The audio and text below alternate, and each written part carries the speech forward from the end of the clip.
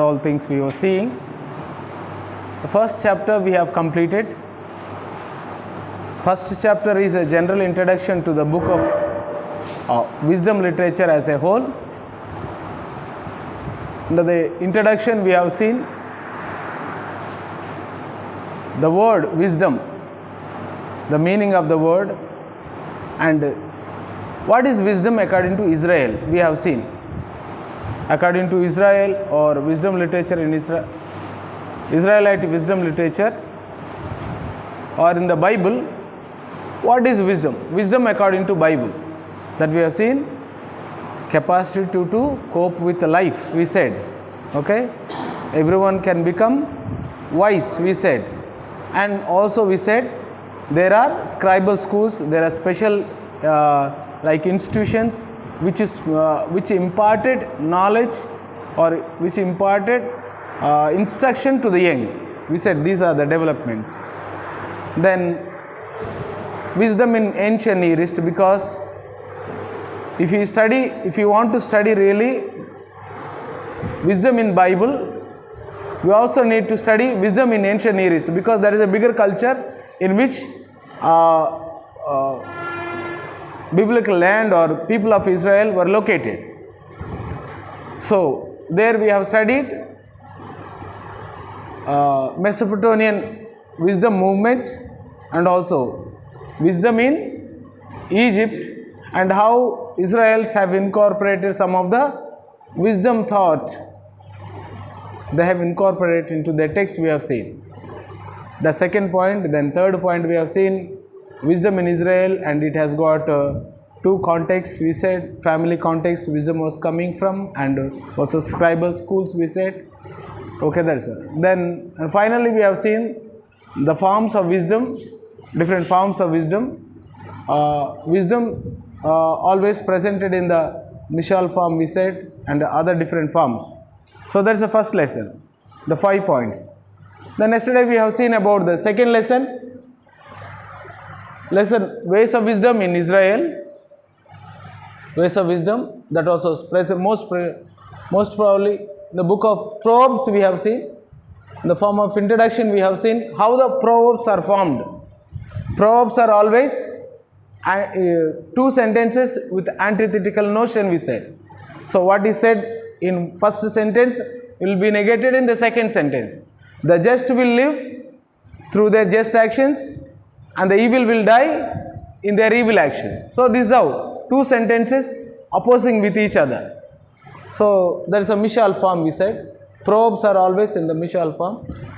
Then concerning the structure, we have seen book is divided. We have conducted a post-mortem on the book of Proverbs, because from the beginning to the last, we see different ideas were put together.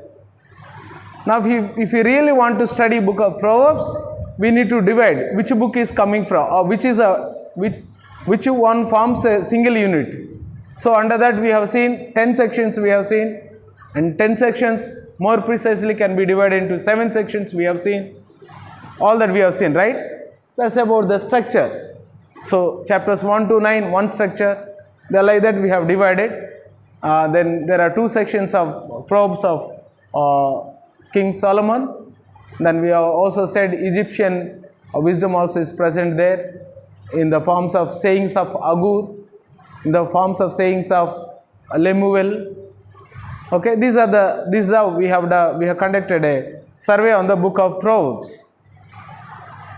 Then concerning the tailoring. Okay, if these are different books, how they have been put together, how they have been compiled as a one book. We said there are Proverbs of sayings of Solomon, additional sayings of Solomon. There are wisdom sayings of Egyptian sages, Lemuel, Agur, and all these. And how they are put together, how they are ordered. That's what we have seen. Structuring of the book. The first sentence of the book of Proverbs would present a structure that is presented in the book of Proverbs, we said, right? If you see the title of the first words of the book of Proverbs would read, these are the Proverbs of Solomon, son of David, king of Israel. So there are three names we said: Solomon, David and Israel. On the numerical basis, this book is put together.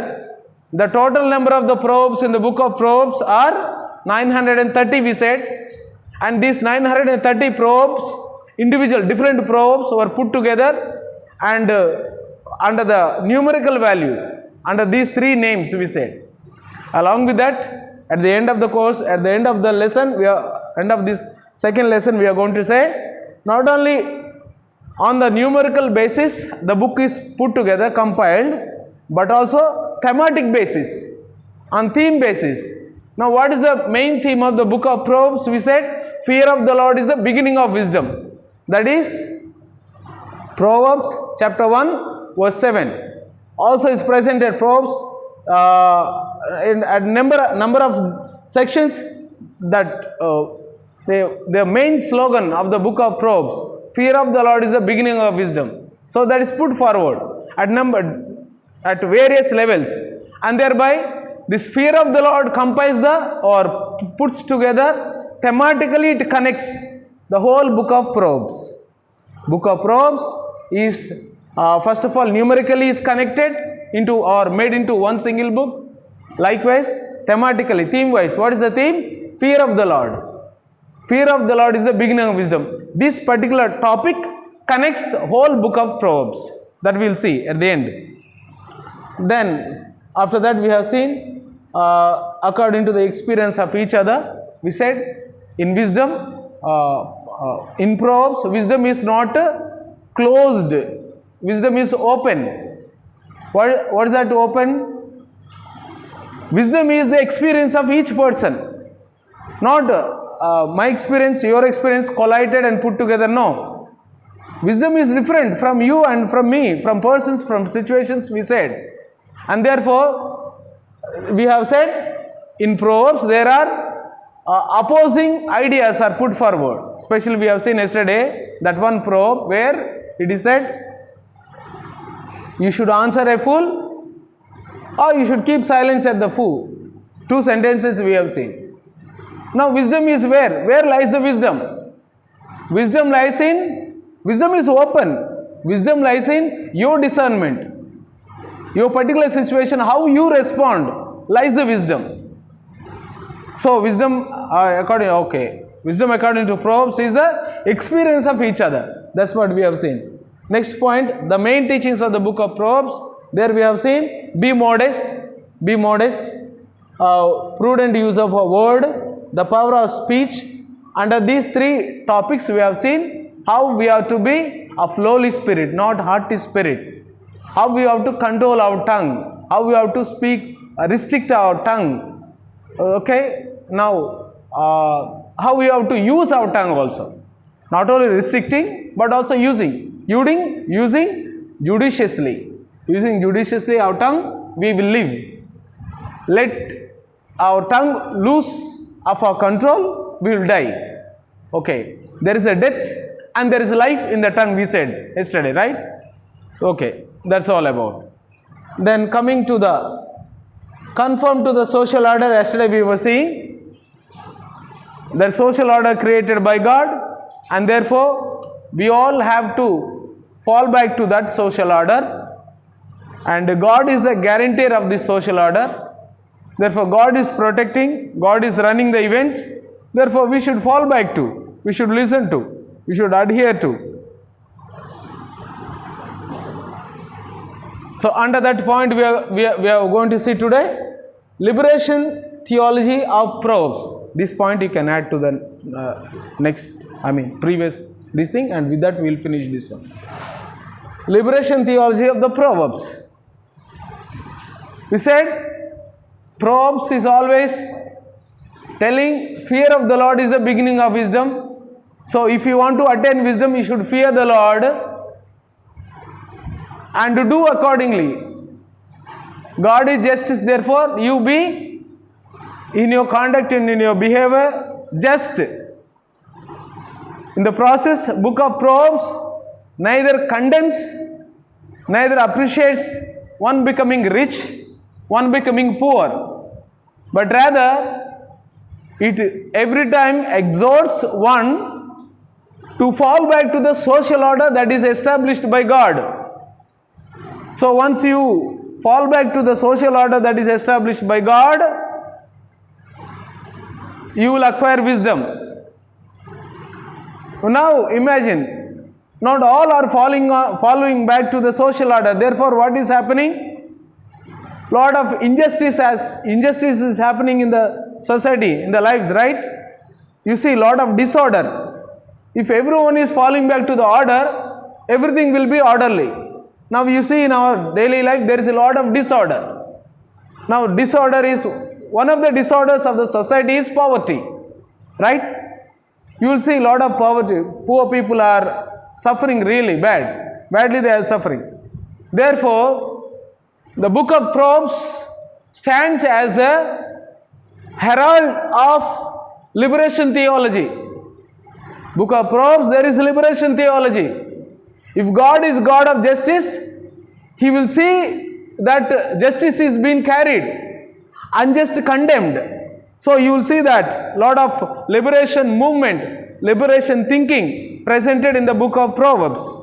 Now let us see some of the words, some of the presentations. Some of the words we will read, and from that perspective we will understand. Book of Proverbs 17 verse 5. It will say, if you mock the poor, you will be counted as one insulting the Creator.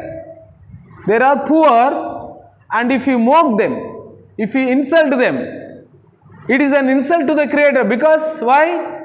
It is God who has created them.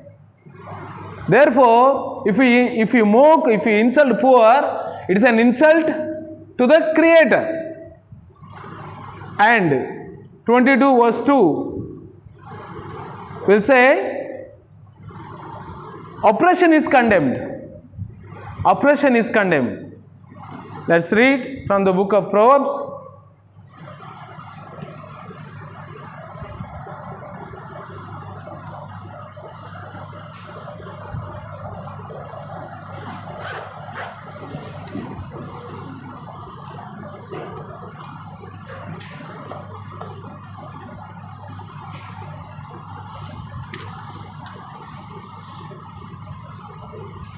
So, God is a protector of the poor. Liberation theology origins from wisdom thought or wisdom sayings in the book of Proverbs 19 verse 7, 19, chapter 19 verses 17. Shall we read? 19 verses 17. Chapter 19 verses 17. Whoever is kind to the poor lends to the Lord and will be repaid in full. So this is an exhortation for all those who are rich to take on the side of the poor. So alleviation of the poor is liberation theology, right? Liberation is nothing but raising someone who is down, liberating people from the clutches, social different clutches they are in. So now the Proverbs, book of Proverbs exhorts his hearers that whoever lends to the poor are like lending to the Lord. If you are lending to the poor, it is equal to lending to the Lord. And it also says, thou shalt not mock the poor, because mocking the poor is an insult to the Lord. And it also says, thou shalt not do oppression or carry on oppression over the poor. Proverbs 14:31. Proverbs 14:31 we shall read. 14:31. Those who oppress the poor insult their maker. And Proverbs 17:5 would read, mocking the poor is an insult to the Creator. So, mocking and oppression are condemned by the book of Proverbs. Book of Proverbs says, if you are conforming yourself to the social order, what do you have to do? At the face of the reality of poverty, when you see poor, you should not mock them, you should not insult them, you should not oppress them. Rather, what it exhorts? It tells what should not do, what one should do. What one should do at the face of the poverty, one should lend. If he can, you have to lend. What you should not do, you should not mock, you should not insult, you should not oppress the poor. So this is one of the important teachings of the book of Proverbs on liberation theology. So why? Because why it says so? Chapter 22 verse 2, rich and poor are alike created by God. Chapter 22 verse 2, rich and poor are created by God.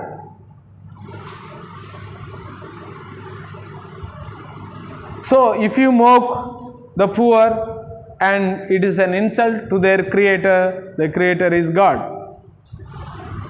Wisdom literature raises voice against the social evils.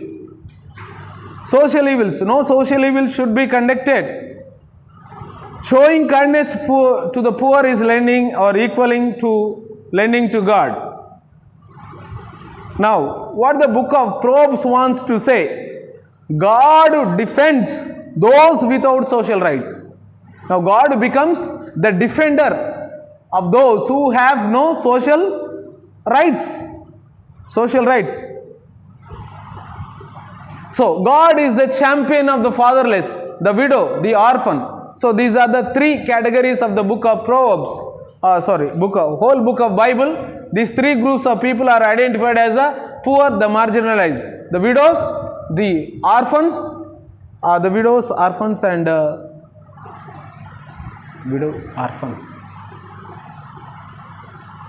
and the foreigners, ger. They are called ger, foreigners. Who are the foreigners? Usually in a country, those days there were kingdoms and there were slaves for a master, and master can do whatever amount of oppression he can inflict on his slave, he can do that. Even to the extent of killing a servant, master can go. So he is not bounding. Therefore, some of the slaves who feel threat under their masters, they run to different country, different kingdom, and they are called wanderers, or they are called ger in biblical term, or they are called as foreigners, and they have no land, no people to protect them. Therefore, they remain as wanderers there, and whatever you throw, they live on that, and they are ready to do anything you want, anything they want. But actually, those days, if you see that kind of slaves were given with they were given a seal.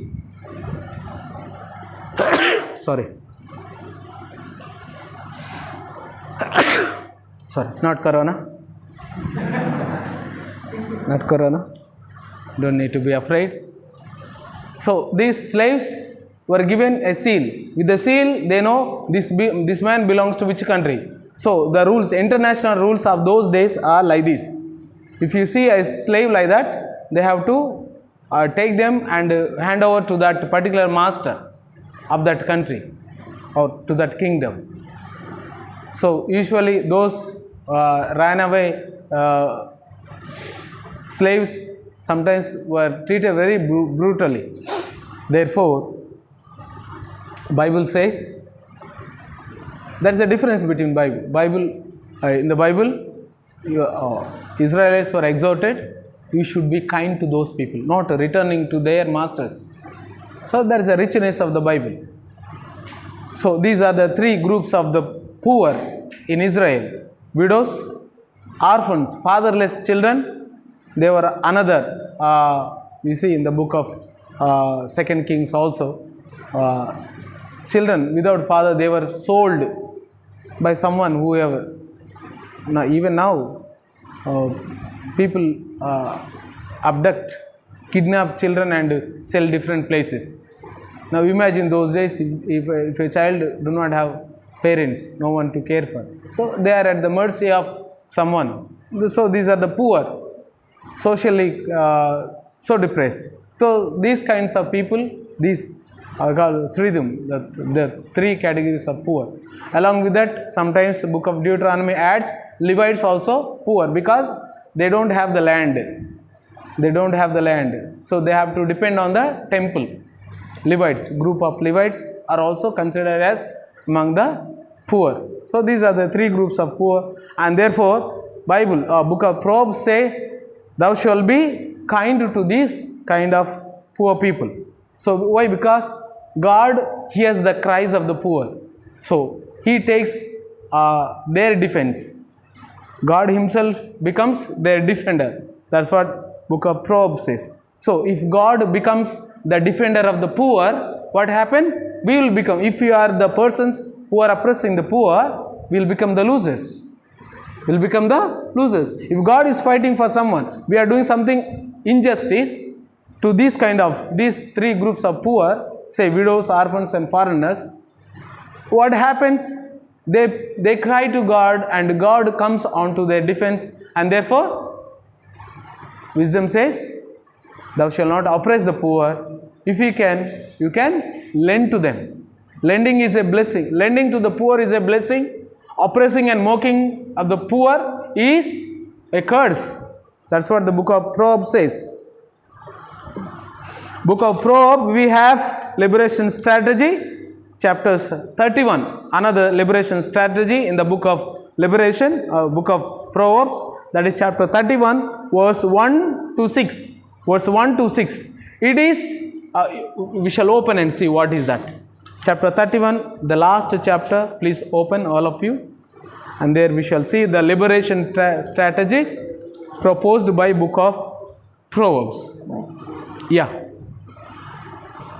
It is an advice of a mother to his young king. What she says?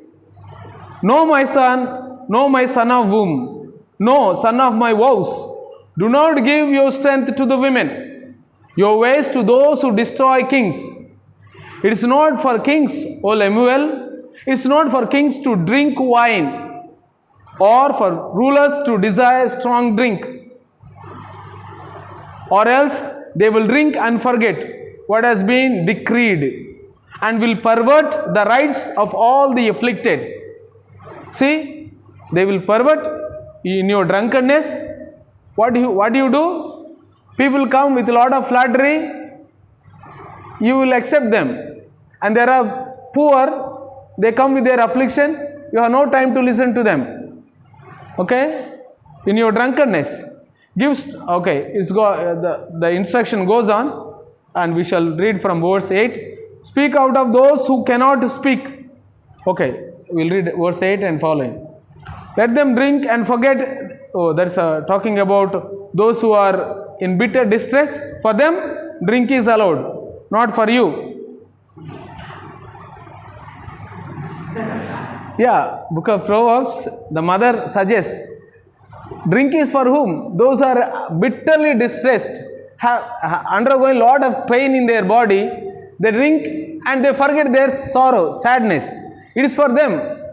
Mother is telling, it is not for you, king, because you are a champ. You supposed to be the guarantor, the guardian of the social order established by God. We said in the beginning, God is the establisher, protector of social order, and that role is taken by the kings, and that role is taken by the parents, and that role is taken by the elders, and they carry on, passing on, imparting the knowledge to the younger generation to protect the social order, to go on according to the norms established by the society for a better, smoother running. So therefore, mother is giving an admonition to our young king that drink is forbidden to the king, because in your drunkenness you will forget to govern the people, and in your drunkenness you always take the side of the oppressor. You will not take the side of the oppressed. So that's what the book of Proverbs says. So it's an important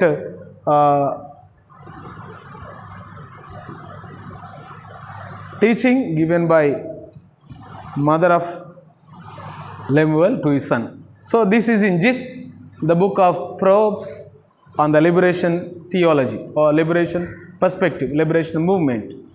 So therefore, we end that section and we will go to the last part, the seventh point, place for religion of intellectuals. Place for religion of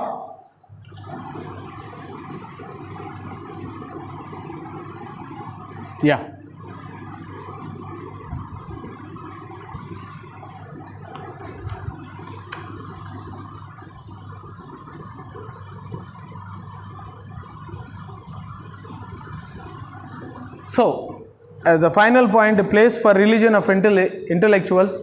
Book of Proverbs, or not only Book of Proverbs, all other wisdom literature, we said generally they are secular in content. Did we say? Secular in content. Later in the post-exilic period, they have turned into, they have taken the, under the light of Torah, they have taken the religious tone. Okay, religious tone is present in the book of, otherwise they are so. Now, if they are secular, what is their intention? Now, why this book is placed in the book of this one, what we say, religious text? Because it has been connected by, as we said, fear of the Lord guides the book of Proverbs. Book of Proverbs, there is a connecting thread. Previously I was telling, the connecting thread of a whole book, different books, different, different Proverbs were put together, and to that, a fear of the Lord is a connecting thread between all these different thoughts. We shall see book of Proverbs chapter 1 verse 7. Open your Bible and you will read there, fear of the Lord is the beginning of wisdom, right? Chapter 1 verse 7. And also in the middle of the book, that is in the chapter 9 verse 10, also reads like that. Fear of the Lord is the fountain of life. Okay?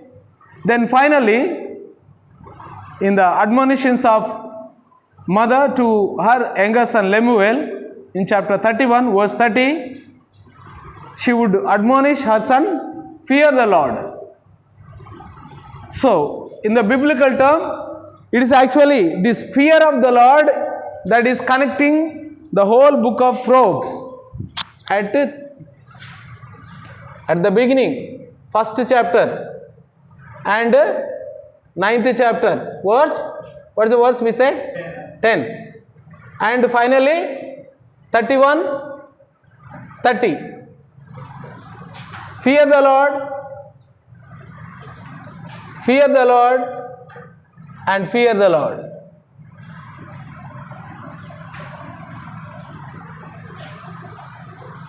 What is, you say, fear the Lord is Yirat Yahweh. In Hebrew it is said, Yirat Yahweh, fear of the Lord. Fear of the Lord is the beginning of wisdom. We said beginning of wisdom. What is the word beginning? In Hebrew, beginning is Reshith.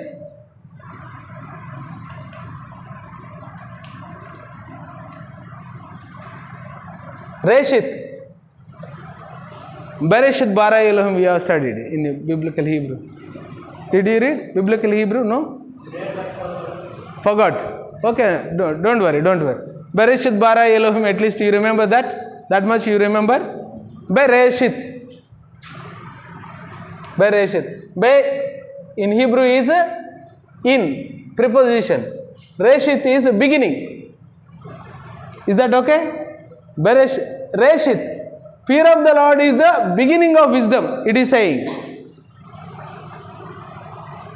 Now what is the meaning of beginning?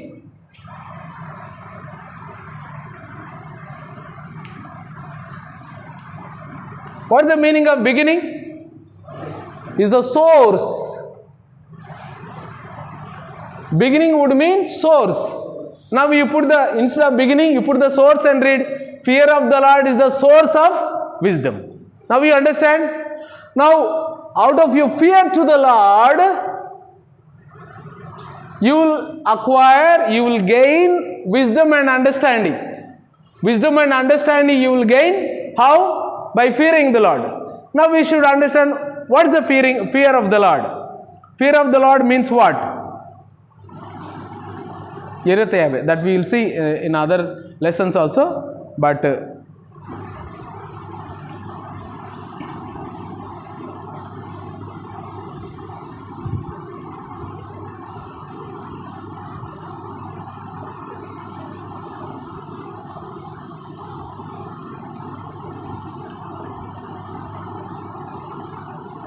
so finally what I would like to conclude that it is the fear of the Lord, this slogan that is connecting the whole book of Proverbs and unifying the book. Book of Proverbs is unified by the theme fear of the Lord as a beginning of wisdom. So this is a conclusion to this. Then the final single note I'll just say. Though book of Proverbs do not allude to salvation history of Israel, though it does not speak in the language of say Torah, language of prophetical books, neither Pentateuchal books nor prophetical books, no language is seen, no language of that, but still it is placed in the Hebrew Bible because it adheres, or it will call the attention of all its readers to listen to God, to obey God. Okay? Now what God does? God controls the order of the world, or we can call Rita. In Sanskrit term, the social order is called, or the world order is called Rita, rhythm. So, the God is called Ridhavari, one who is protecting the order of the world. One is protecting the order of the world.